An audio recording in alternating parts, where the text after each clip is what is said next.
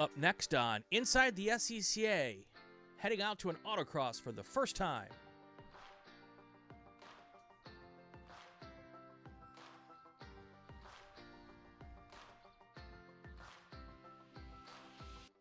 Welcome to this episode of Inside the SCCA. I'm Brian Bielanski, and welcome to our show, episode, I'm going to guess 157, I think is what I wrote down earlier. 157. That would mean that we are in season 4, and thank you all who watch and listen, and we appreciate everything that you do, all of our watchers and listeners. Also thank all of our partners. You see their, I guess it's over here, their logos are up in the corner there. We'll talk about them a little bit later in the show, and there's a new logo up there. We'll talk about them for a second too. Our guest on this show is none other than Josh Jacobs. Josh, how are you, sir? Doing great. How you doing, Brian? I'm doing fantastic. Welcome to the show. Well, thank you. We appreciate you taking some time out of your evening to be with us. For those of you who might not have seen Josh's video on the SCCA official Facebook page, Josh just did his first ever autocross, and his story is compelling, and he had a great way of telling it. So I sent him a little message, and I said, Josh, will you be on the podcast? And you said yes, and I appreciate that. So we start every show, Josh, with the same question, and that is, how did you get involved? How did you fall in love? How did you decide that doing things with cars was something that was going to be part of your life? Well, you know, when I grew up and I hit that point in life, you turn 16 and, man, girls and cars are all you can think about. Absolutely.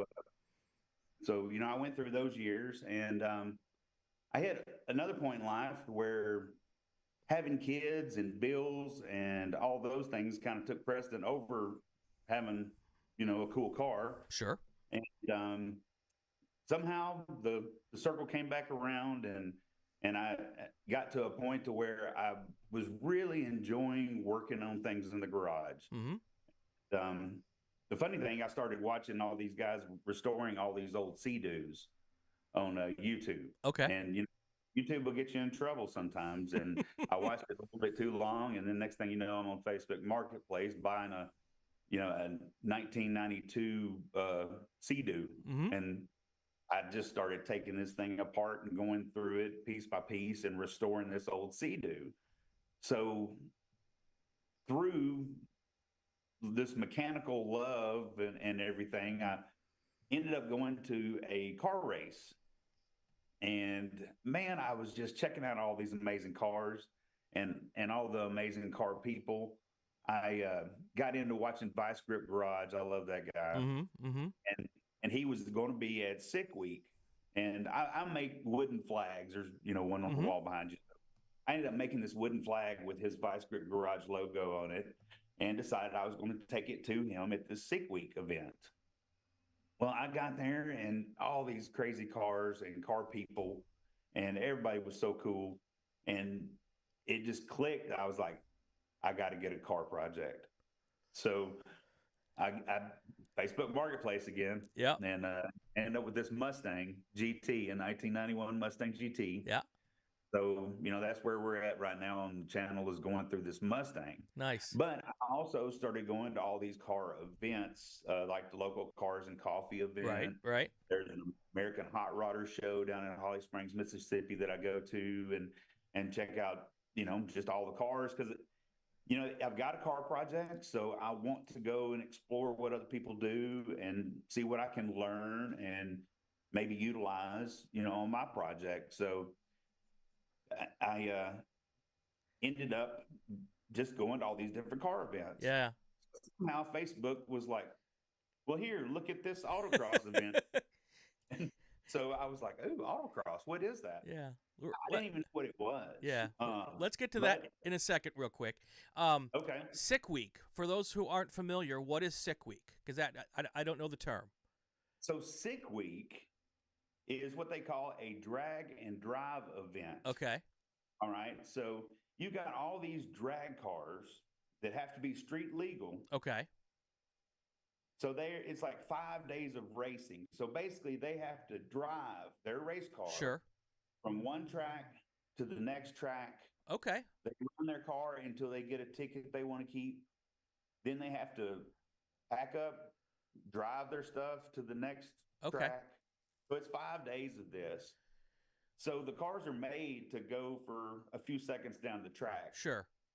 And the drive between the tracks are where they really pay the price a lot of times. And it's all drag. All the events are drag races? Yeah, they're all drag races. So they go from one drag strip to another drag strip. Right. And most of the cars will have a trailer that they pull between. Okay. So they're ripping like trailer burnouts and cool stuff. Because actually between the tracks, there's checkpoints too. Sure. So the cars have to drive this certain route and hit these checkpoints and take pictures of their car from the checkpoint. So it's kind of like a one lap of America, but just for drag racing. Yeah. It's just a unique event. Sure. It was so cool to go and see, and then go around and talk to everybody and realize, what these people are having to do in order to, it's a race of attrition, I guess you'd say, to just try to make it from day to day to day and from track to track. But as these, it's just another great community, because as different people would break down or have trouble on the side of the road, other racers are stopping, seeing if they need help, helping them fix their stuff, get them back on the road. It's just a really cool thing to go and witness. Yeah. And cool.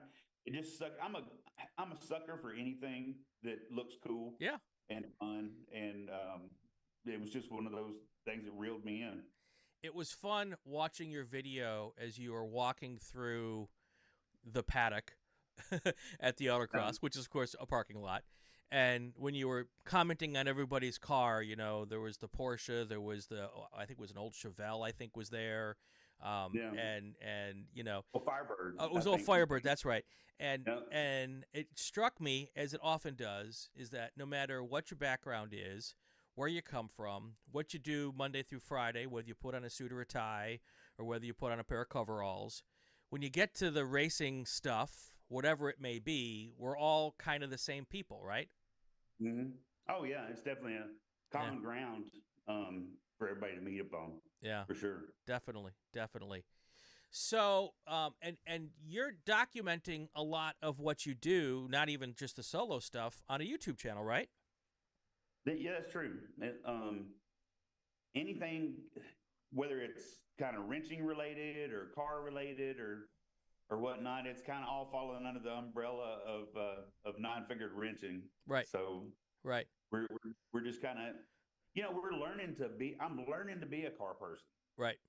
So I'm documenting the journey and sharing it with everybody. And you're learning to be a YouTuber at the same time, because definitely learning to be a YouTuber. Guys our age, this is new to us, right? Yeah, I mean, I used to be the kid that grandma would get to set the clock on the VCR, but it's a whole different world now. Yeah, absolutely. So, nine-fingered wrenching, there's a story behind that. Definitely. Can you share a little bit of that with us, because that's also a compelling part of your journey?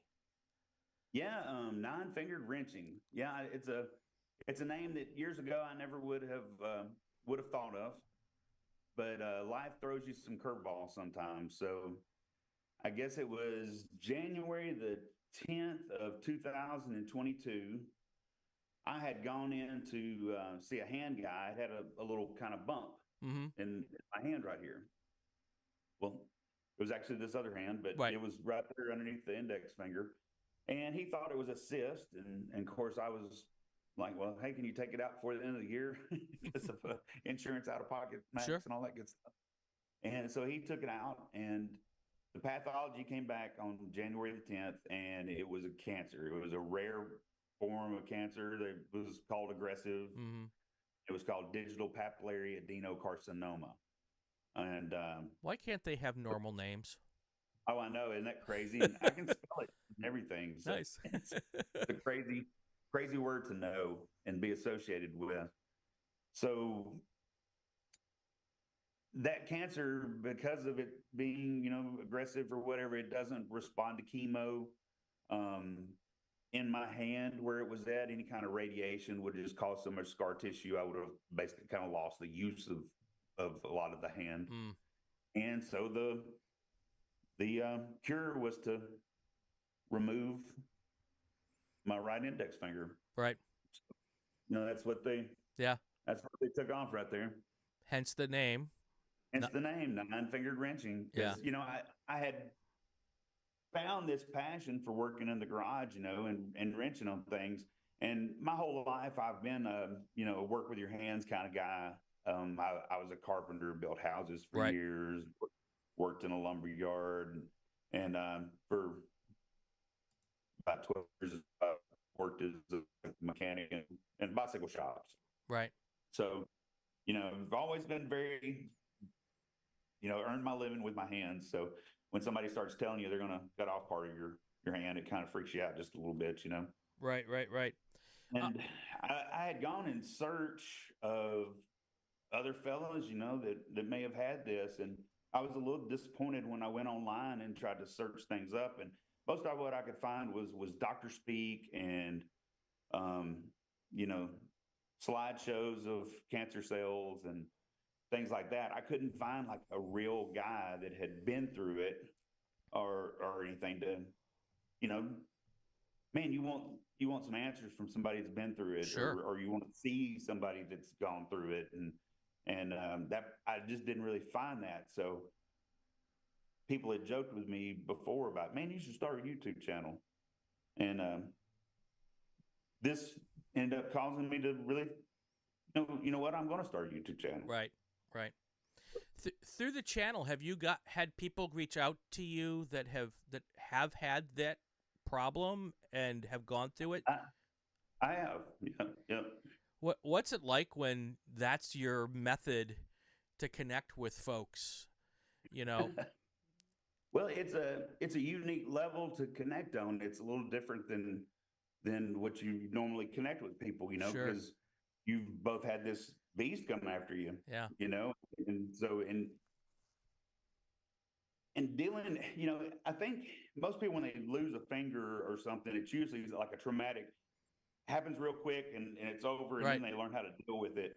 And being told that it's going to happen and then having weeks to think about it and try to figure out, it was kind of unique thing to have to kind of go through and chew on. And mechanics, maker spaces, those of us who do what we do with our hands, you're not the first person I've had on the show missing a finger. Oh, really? But you're the first person on the show who didn't cut it off in a table saw or something, doing it that way. That's one of the funny things is all the years that I spent building houses and messing with saws, and then something like cancer ends up getting my finger. Yeah. So, did that basically fix it or stop the progress? Is the prognosis good, I'm hoping? Yeah, I mean, as far as, once they removed it, the pathology came back that I had good clear margins, which is what you want. Sure. No signs of transfer in, the tissue, the systems around it or whatever. And I go every 6 months for a scan. And it's kind of funny. I told my wife, she thinks it's funny how I think about things. So I go in and I get my scan and they tell me it's good. I'm cancer free for 6 months. Right. And then they tell me I have to come in and get my scan. And then all of a sudden for a few days, I may have cancer. Yeah. Yeah. But then all of a sudden I'm back to 6 months cancer free. Yeah. My wife had thyroid cancer. She had to have a thyroid removed, and my mom went through the whole cancer thing, and I think I've talked about that on the show as well. And it is a process, though. Once you've done the treatment, and every time you have to go back and get the blood work or whatever the methodology is to decide whether or not everything's still cool, You know, as much as you want to just act like it's never there or was never It's there. just another test. Yeah. Yeah, it's just not another test, right? It has a little weight to it. Yeah. But Yeah. at the same time, there's a celebration that comes afterwards, so Yeah. that you're like, yes. So one thing I've noticed on the show is you have a couple of sons, one son? I actually have 3 sons. 3 sons, okay. 22, 17, and 15. And the 15-year-old is the one that is probably the most involved. You'll see him more often than the other 2. So does wrenching on the car go into events like you go to with your son mean a little bit more now after going through all that you've been through? Oh yeah. Yeah. Everything does, honestly. Yeah. It's so cool that you can have that bonding with him through the cars and all that kind of stuff and wrenching on stuff. That's pretty awesome. So yeah. Well, so I had a 1980 Mustang Cobra.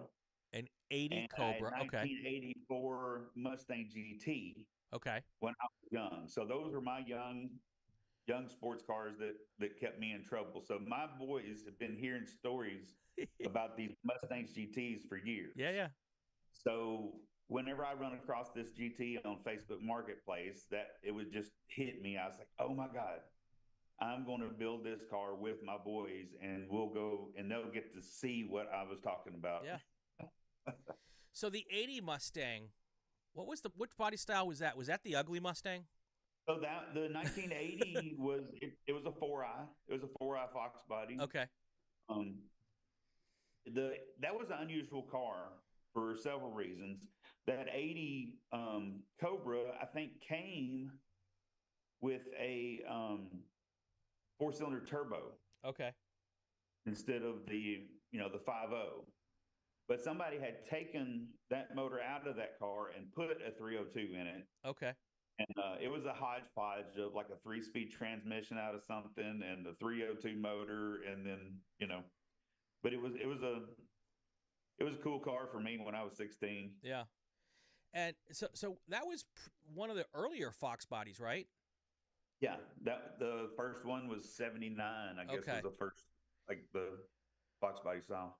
Yeah, and for old school Mustang fans, that was what I remember people telling me that was what they produced, the ugly Mustang, and then it started growing on people, and then a little bit later, once they got into the GT with the 5.0, they put some body packages on them, which the Aero. Yeah, the Aero, Aero, which made them look a lot better and a little bit racier. But yeah, there were definitely aficionados who just loved that era of Mustangs.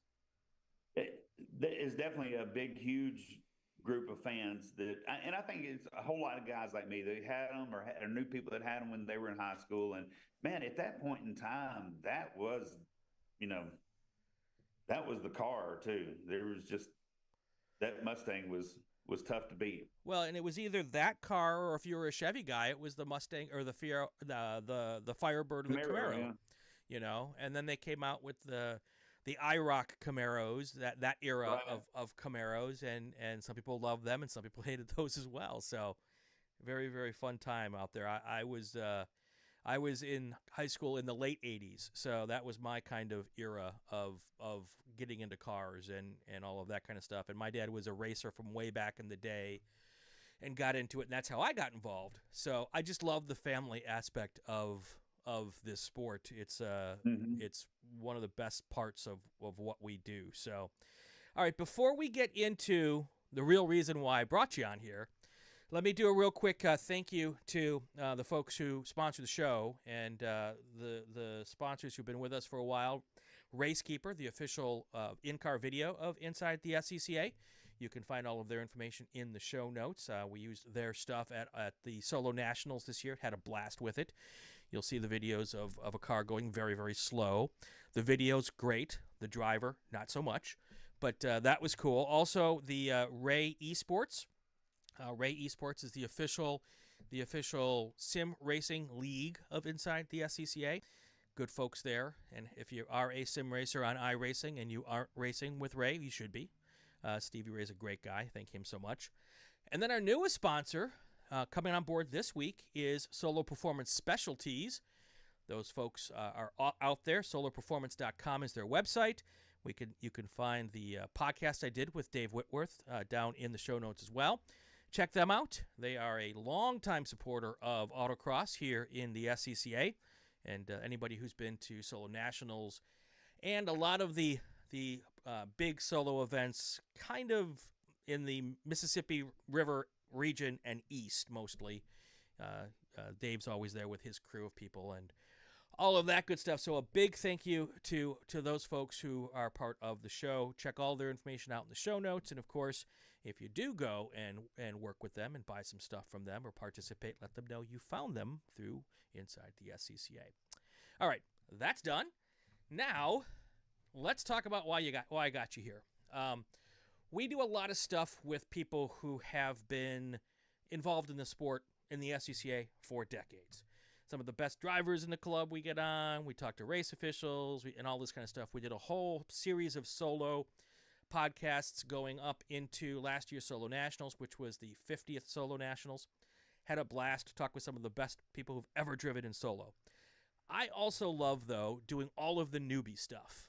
And a lot of my newbie stuff, Josh, I got to tell you, you aren't in the age demographic of a lot of the newbie stuff that I do. And that's another reason why I thought it would be great to have you on, because you're not our necessarily typical new guy doing this. Right. How did you find autocross? So, like I might have mentioned earlier, scrolling Facebook, and because I've been going to car shows and stuff like that, all of a sudden it dropped on right. Mid-South SCCA event. Autocross. Right. And I really didn't even know what autocross was. Right. But I was like, oh, it's a car event. I need to go see what this is all about. So I couldn't make it to the one that I saw. But then, I don't know, a month or so later, all of a sudden another one popped up. And right. it was just over in Memphis in Midtown over by the Liberty Bowl. So right. I had my 15-year-old son, some of his buddies that I was picking up from somewhere, and I picked them up. I think they've been playing Frisbee golf at Shelby Farms. And so I picked them up and I was like, guys, y'all want to go check out this autocross? Yeah. So we drove over there and checked it out. And yeah. I thought, man, that was so cool. And the cars, I mean, just the variety of cars that was there was amazing. And then watching these people just, taking all these tight turns around the cones and stuff through this parking lot, for time was just really cool. And like I say, it kind of got me to thinking. I was like, you know what? My wife's got a little Hyundai Veloster. Uh-huh. I was like, that's totally like some of these cars sure. out here, these Civics and whatnot. I was like, man, I could probably sign up and do this maybe in her car. I need to look into this and find out what it takes. And so next thing you know, another one popped up, and I started looking, and I was like, I talked to my wife. It's her car. Sure. So I talked to my wife. I said, I think I want to do this. And so, she supports me in most things that I do, no matter if they're crazy or not. Right. So I signed up for it and started just trying to figure out what I needed to do. Right. She had a helmet because she officiates triathlons sometimes and rides on the motorcycle. Oh, okay. And I couldn't get my big head in her helmet at all. And after researching, yeah, her helmet wouldn't really fit the bill for what I needed. It's a very specific type of helmet that you need. So I had to go out and chase the helmet down and find one that and man, you can get some really nice helmets. Oh yeah, yeah. You can spend a bunch of money on one. But you can spend I was lucky the price of you can spend the price of a used car on a helmet. Oh man, yeah. I mean, really cool helmets. But sure. I got lucky. Like I say, I found a motorcycle shop here in town that actually had the right helmet, and it was on sale and everything. So. Match made in heaven. Match made in heaven. Yeah. But once I got that done and did the basic stuff that I needed to do with the car. I mean, the barrier for entry, that's one thing that I was so amazed at. I was like, really? I mean, anybody that has a car that's, eligible and wants to do autocross, I mean, you really just got to make the effort to go and sign up and gather a few little things, and you're in there. So for the street classes, which is what you signed up for, because that's where your car fit, the H Street, which is where my car fits as well. I did the Solo Nationals last year in a Honda Fit, so and I lost to a Crown Vic. So you should go check that podcast out. And those guys were awesome. But I didn't Crown Vic. See, that's not one of those cars I would picture excelling at autocross. It's a long story. we won't get into it here. Suffice it to say, go watch the podcast. Anybody who's interested. It was I had a blast, but it was one of the most demoralizing things I've ever done. It wasn't Cletus McFarland, was it? You should go and the part that made it fun was the two guys with the Crown Vic were hilarious and characters, and that's what it was all about in the end. And we had an absolute blast. But so you're right though. If you have a car that fits the rule set, you really and some people in the street classes take it really seriously, as I'm sure you may have found out. But you can just show up with a car that's in good shape, with tires that have some tread on them, just the ones you drive every day on the racetrack, on the street, and a legal helmet, and just do it. You don't have to do anything special to your car to go and at least try it. No. I had so much fun. Yeah. I mean, it really was. It was so much fun. So once you first found it and started thinking about maybe doing it, how much YouTubing did you do to try to figure out how to do it? I did a good little bit, because I don't mind being a noob, but I want to have a little bit of an idea about what I'm getting myself into with anything that I do. I just think it's good to go do a little bit of research. Right. So, man, I watched quite a few videos there, and I found several good ones. There was one of them that I pulled up that I was watching with my wife one morning. And like one of the first part of the video, there's like this Corvette that spins out and then hits the curb sideways and almost turns over. It's just like, no, honey, that's not. Yeah, maybe you don't want the wife watching until you've watched the video. But yeah, I mean, so I was just trying to figure things out because I could tell on the courses that the cones were very specific. Right. I had no idea what they meant, but I could tell that they were all laying certain ways. Some of them laid down, some of them standing up. Right. So I tried to research a little bit and kind of at least get an idea about what the cones were all about. That was the main thing, is really what I needed. As far as the driving itself goes, I didn't really watch a lot of tutorials on picking lines or any of that kind of stuff. And I'll be honest, I'm an old mountain biker. Okay. So I mountain biked for years. Well, mountain biking is all about picking a line down a little dirt path. Single track. Around trees.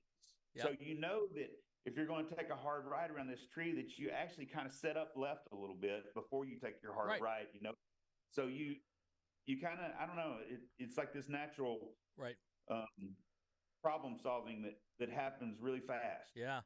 Yeah. And I could tell that over time that those same things that I utilize on the trail and mountain biking would benefit me in the car. Now it's going to take a little while for that to translate, I think. Right. But at the same time, I kind of see as far as the picking the lines around the course. Right. So does Mid-South have a novice mentor program at each event? So they had a novice walk. Okay, that helps. They have a very thorough drivers meeting, where they went over everything, where everybody, I mean, I felt like I had a pretty good understanding, of being somebody that didn't know anything. Right. They were, full of information. Yeah. My favorite part of your video, well, I don't know my favorite, but one of my favorite parts of your video was when you said the most important thing that you can do when you start autocrossing is walk the course. The second most important thing you can I can tell you. The second thing you should do is walk the course. The third thing you should do is walk the course. So, but that's so true. Well, I mean, that was for me. That was the big thing is I had walked the course a couple of times, and really thought, okay, I understand it. But man, as soon as you get in that car and you take off, yeah, it is really hard to remember all those turns. Everything is happening so fast, right, and then when you start questioning yourself, that's when you really do mess up. right. Or How, scrub speed or how long ago was the event? what's that now? How long ago was the event? That event was right at the beginning of March. Okay, so I was just wondering because sometimes people do the video and it takes them a couple of months to put the video together. So you haven't done a second event, right? That one is actually coming up this weekend. And are you signed up? I have not signed up yet. Are you going? I want to. Well, there's a couple things. For one, I've got my $15 coupon that I need to use for my year membership. Sure. Into the SCCA because that's got like a time frame. But my Mustang project, I just pulled the motor out of it and took it to the machine shop. Oh, yeah. And I still have a big question mark about how many dollars exactly. I get it. Are going to need to be allocated to that. So I'm a little bit leery of spending money on fun things right now. Sure. What I was going to tell you is the second time you go, you will start to get where obviously the course walk's still terribly important, but you'll start to pick up the cues on the cones a little faster, and that will help you. And each time you do it, you'll learn the way the cones. Right now you know the way the cones work. To go around the ones, but it's still not as much muscle memory as it will be at some point in time. So that's and that just comes with making lots and lots and lots of laps. So that, and I think just because of the experience, I realized the importance. I mean, I knew it was important to know the course and to walk the course and try to remember it, but there'll be a new emphasis on it next time I go on a course walk. Right. Yeah, absolutely. So, so you got ready, you got out there, you did your thing. And I love the part where you came back and you said, yeah, I felt like I was going so fast. and then you pulled up the video where it looked like it's the same for everybody, by the way, where it looks like you're going so slow. Yeah, I mean, even my in-car video looked fast to me. When I see myself going through the cones, I'm like, man, I was moving pretty good there. Yeah. That guy in that Corvette better watch out. And yeah. But then when I go back and I watch the video, where my wife was filming me and on the course, I mean, I literally look like I'm looking for a parking spot. Yeah. I showed some of my coworkers me doing it, the in-car in the Honda Fit, and like, oh man, that's so I didn't realize that Fit was so fast. Well, then I made the mistake of pulling up a guy who's got an in-car video of the course I was on, and he is in an Acura NSX. And and he's like, "Oh, you are going so slow." I'm like, "Yep." But I was having a blast. Perspective. Yeah, I was having a blast doing it. So, and any of your boys think or your wife think they'd like to try to do it? Because this is a family sport, this autocross thing.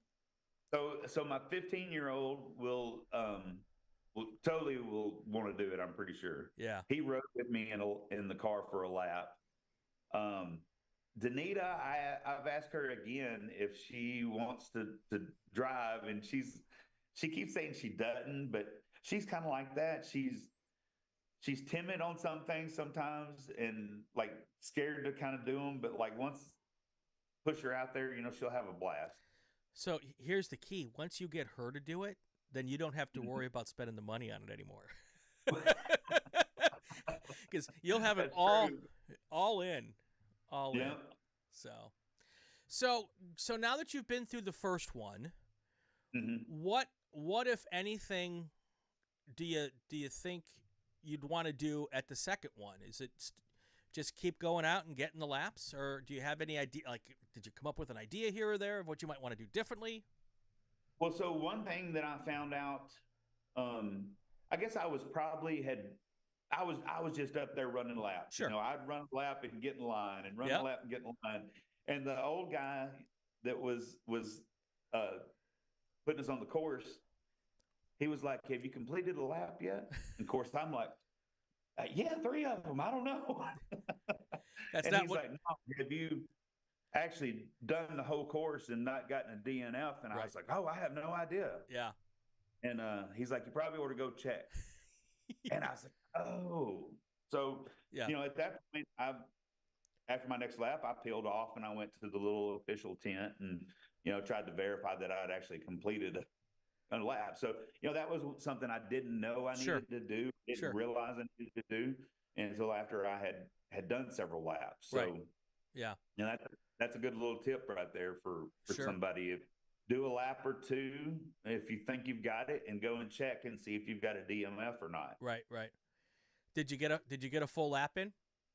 I did. Yeah, I got a few full laps in. Actually, I don't know if the officials were just daydreaming or or if well, I actually made it all the way around everything. well, it's funny because I saw on the video on one lap that you put up, probably unknowingly, that you did DNF that lap because you missed a station, you missed a whole gate. Yeah. But then I looked at the results, and you had a time in, so that meant you didn't DNF at least one lap. Right. Yeah. Which out of 50 drivers, and I came in 38th on raw time, I was kind of like, well, that's not horrible. Yeah. No. My little 2-liter Veloster. My wife's Veloster is, it is the base engine that comes in one of those, just a straight 2-liter, no turbo, no nothing. Right. Yeah, because as soon as it has a turbo, it gets bumped up into a different class. So. Oh, does it? Okay. Yeah. So the way the classing works, and this might be new information for you, is a lot of it is power to weight ratio. So. Okay. And then don't ask me about the Crown Vic. That's a discussion that I have to have with somebody because that doesn't fit H Street. But anyway, but that's usually how it works to a great extent. So especially with the street classes, and then once you add stuff to your car, whether it be like a forced air induction or anything that might help you go faster, then you get dumped up to either a street touring or street prepared or whatever the case may be. And that's kind of how the classing works. But H Street is the slowest class in the slowest in the entire in the entirety of what autocross is. Yeah. And it's a great way to start. I always tell people to learn on a low power car. It's better that you did your first one in the Veloster than doing it in your Mustang, because you can learn the basics of a little bit of car control. You can learn the basics of how the course works when it's all coming at you a little bit slower. And I know it felt like it was coming at you really fast, even in the Veloster. But imagine doing that in your Mustang. Right. Oh, I know. So really smart to do it that way for the first couple of events before you graduate. I assume at some point you may want to take the Mustang and try it out. Oh, totally. Yeah, I've already been daydreaming about that. Like, one day my wife can race the Veloster and I can race the Mustang. Yeah. So, and if you both race it, then you've got a warm-up driver to get the tires warmed up for you. That's the cool part about sharing the car. Oh, nice. Is that when in a normal event you get 3 or 4 runs and you're done. Well, the first run you've got the cold tires and so it's kind of almost a throwaway. Well, when you have a co-driver, you go from 3 or 4 runs to 7 or 8 runs. And that will help you with that. Now your wife would probably be in the same, because there's the ladies classes as well. But I think on most events they run the ladies classes at the same time as the open classes. So the ladies were running with the way they did our particular event. There were 3 heats. Right. So everybody in your heat got 6 runs, right, or whatever. But it was men and women all together. Sure. But I thought that was a really neat aspect of the event too, that everybody does the event, but you also work the event. Correct. Which, because I don't know, I appreciate that, because I've been involved with a lot of different events and know how much work it is. Yep. And you've got people that are personally going to be invested into that. They're going to do the event but be part of the event as well. I don't know. I just think that's a pretty cool thing. Yeah, definitely. definitely. And you can, if you actually work the event when you're out on the course picking up cones, you can actually learn a lot by watching the other cars do their runs. I was soaking up every bit I could as watching the cars as they would go by and trying to see the lines that they were taking. I was in the first heat, so I didn't really get to watch other people before I got out there and did it on the course that day. So, or I get to ride with anybody. Right. See, that was something that was really fun that I ended up doing as well, was I got in the car with another driver during the third heat. Right. And man, that was a blast. Right. Yeah. And I don't think, with the novice group, sometimes they don't make a big deal with that. But if you're not in the novice group, they don't like you to ride typically until after your heat, because they don't want you to have the unfair advantage of being in a car at speed on the course before you run, your session. So a lot of times those rides have to come after your competition session, because that's an advantage to be able to see the course like that. Mm-hmm. Yeah. Are you hooked? I'm definitely doing it again. You know, as far as, am I hooked? Yeah, maybe. I don't know. It's almost like a gateway drug, I think. That is the term that we all use, by the way. It is the gateway drug to the SCCA. And there's a lot of people who fall in love with autocross, and that's all they ever do. They're happy, they're content, they love that competition. And then there's a lot of people who find the ability to go, and it's like it wets their whistle, and they're like, well, maybe now I want to do a track day, and you can take your Mustang out for a track day, and on a big racetrack, on a big old road course, and it's not wheel to wheel, so you're not racing against the people, you're just making laps. From there, we have time trials, which is like a track day, except they're timing you, and you're competing against the other people on the racetrack. So that's always cool. And then, of course, you can step all the way up to full-on SCCA road racing if that's something that might interest you at some point. But all of those things intrigue me, and they sound like just so much fun. Yeah. My main barrier to most everything in life has just been paying for it. Yep. Welcome to the club, my friend. Welcome to the club. Yeah, that's the barrier for a lot of us, Yeah. I will tell you, though, a lot of folks, that's the nice part about the club, is that if you don't have the money to go road racing, you can go volunteer at the racetrack, and there are tons of volunteer jobs that get you to the racetrack. You meet the people. Some of my most and best lifelong friends are people I've met working races or going to the races, and some people do their whole lives in the SCCA just as workers, as volunteer workers. So that opportunity is there. And, I would certainly, Memphis, I guess. So Memphis Motorsports Park is no longer. I did a driver's school there many, many eons ago. But you're not too far from Road Atlanta. You're not too far from Barber down in Birmingham. So there's some options not too far from you where you could go and check out some of the other things the club offers as well. So I would certainly encourage you to explore a little bit of that too. Yeah. And then we'll never let you go. No, it is totally something that I'm planning on doing more of. Yeah. It's I don't know. I never had any idea that it was going to be that much fun to just get in that little car and go zipping around through the parking lot trying to go through some cones. Yep. But it really is. Yeah. So tell me about the Mustang build. So the Mustang, it's kind of a basket case, more or less, that I ran across on Facebook. It was a car with a motor and 2,000 dollars. So I thought, hey, car with a motor. Well, what I was seeing was a lot of people were selling rollers, right? With no motor. And I was seeing people pricing Fox body rollers for that much. And I was like, well, shoot, this roller actually has a motor and a transmission and stuff in it. So I went and got it, and they had fried the computer in it. The car wouldn't run. So that I had a lot of electrical gremlins to work through. I sent the computer off and had it fixed, and I ended up getting all factory harnesses to go back into the car. So I mean, the car's been gutted basically, and then Right. started back up with it. I finally got the motor to run, Okay. and then it seized. Oh.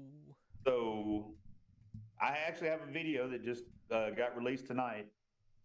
Today it's up on my channel, but it's us pulling the motor out Okay. of the car. So, we pulled the motor out of the car and found out that I hate to give away Oh no. too much video coming that's going to let everybody know what happened in the motor. But Don't give it away because we want don't give it away. we want That's right. no Yeah, stay we tuned. want people to watch. Stay tuned. Um. But So nonetheless, the motor is at the machine shop right now. Okay. And so we'll be putting the motor back together and getting it back in the car and continuing on the project. Yeah. I'm not doing like a show car Sure. or anything like that. Just really kind of wanting to just put together a nice street car. Yeah. That I could play with and find all these cool things to do, like autocross. And, Right. of course, I want to take it to a drag strip Sure. and run it at a drag strip, see what that feels like, and just explore some fun with it. So did you have the video rolling when the motor seized? Oh yeah. Oh, is that part of the video? It's in this Okay. video. Okay. Yeah. So you get to see it, and you'll see that pretty quickly. That's in the opening 30 seconds or so. So if this is part of the video, don't share. Don't answer my question. But so was it? Are you having it? Did you take it to a machine shop because you wanted to be part of the process of rebuilding the car, or because I would think going and getting maybe a remanufactured, or a crate motor. Everybody is like, oh man, you could, take that as it's a good core, Right. And you can go in and just get another motor for probably $500 and you'll be good to go. And I'm like, well, for one, I won't get the fun Right. of building a motor. That's what I was asking. Yeah. I'm going to get to say that I built this motor. I mean, how Very cool cool. is that? Very cool. And if I buy a $500 motor, I don't know really what the Right. condition of that motor is either. Yeah. It could be a couple thousand miles from doing the Sure. same thing. Sure. Yeah. So you're actually gonna do the rebuild yourself. They're gonna let the machine shop do the machine shop work, and you're gonna actually bolt it back together. Yeah, they're doing the machine work on the motor, and he's going to help me get the right bearings and Sure. pistons, right tolerances and all that good stuff. And then I'm planning on getting the torque wrench And have you ever done anything? together. Have you ever done anything like this before? Not a car motor. That is so cool. I taught myself how to rebuild the Sea-Doo motor. Okay. The little two-stroke Sea-Doos. That's how this got started, was those two-stroke Sea-Doos. Yeah. And I taught myself how to rebuild those. Yeah. And between getting a good service manual, Right. paying attention to detail, and then there's a world of videos on YouTube. Yep. To help you visually see the task, and between those things, I feel like I can pretty much walk myself through most anything. Yeah. With YouTube, it is. I don't want to say so much easier because you still have to do it the right way.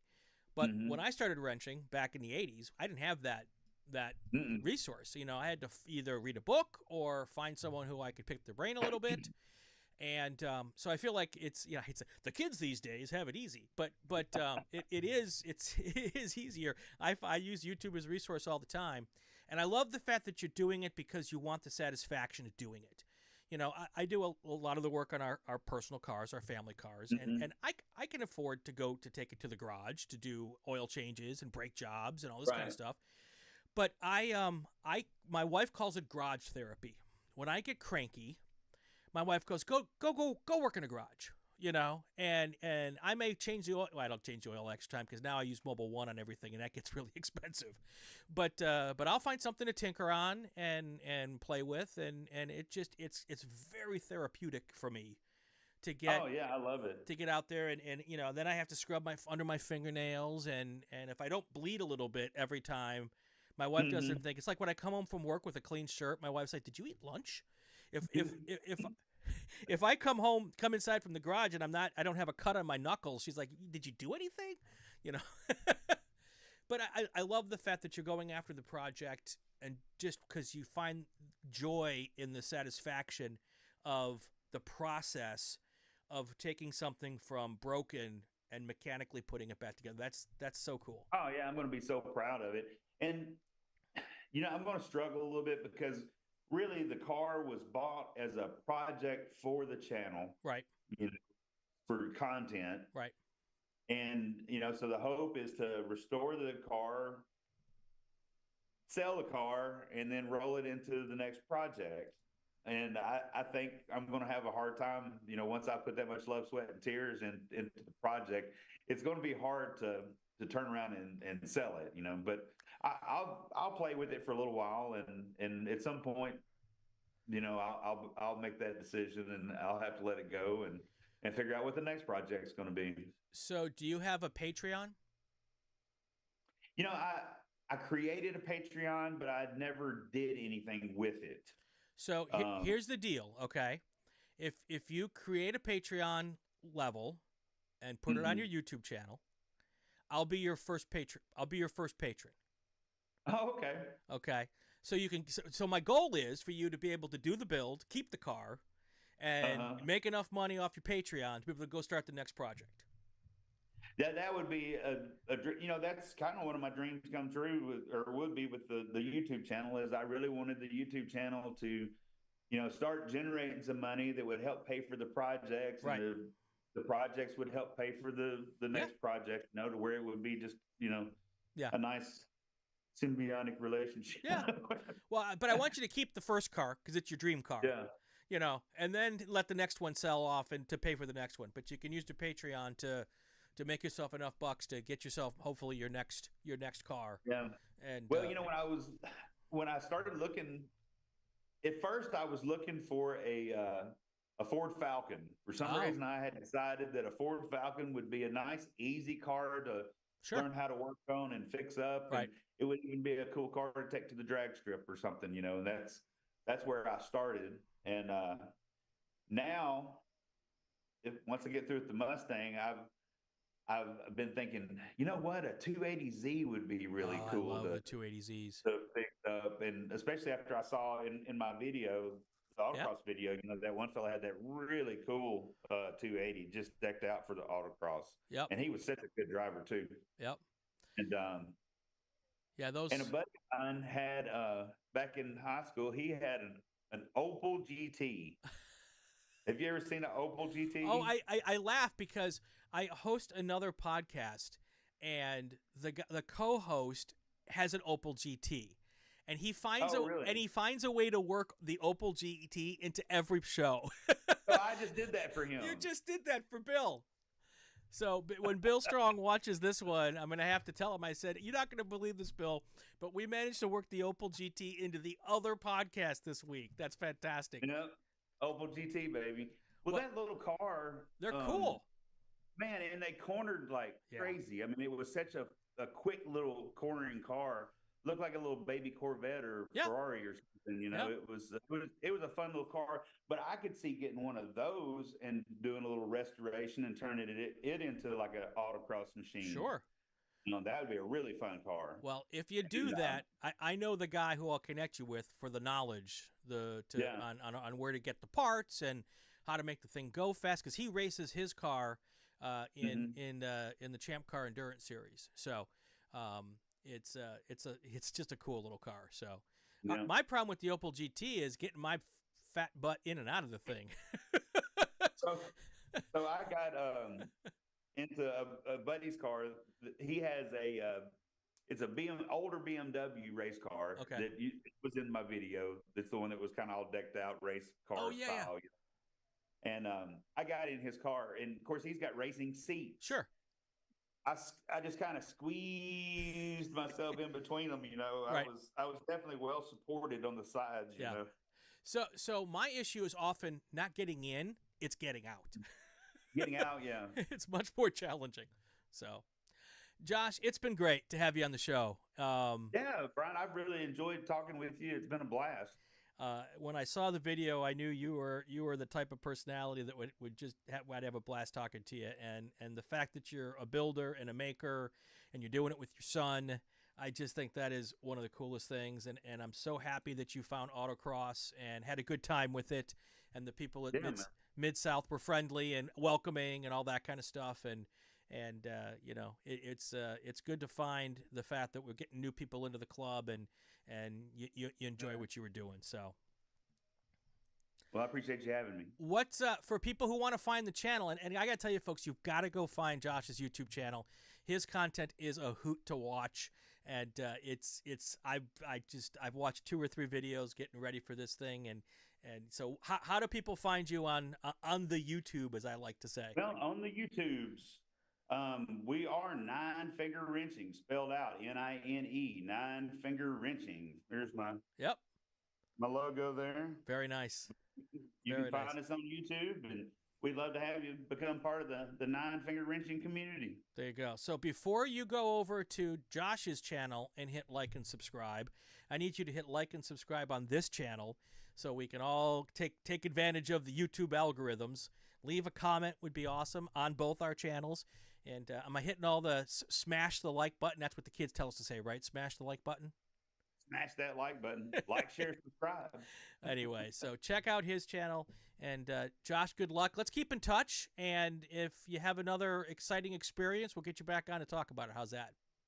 Sounds good, Brian. I appreciate it. All right. That's going to do it for another episode of Inside the SCCA. If you like what you're hearing, subscribe to the RacingWire Podcast Network so you won't miss any episodes. Let me pull down this graphic here because Josh is no longer on the screen with me.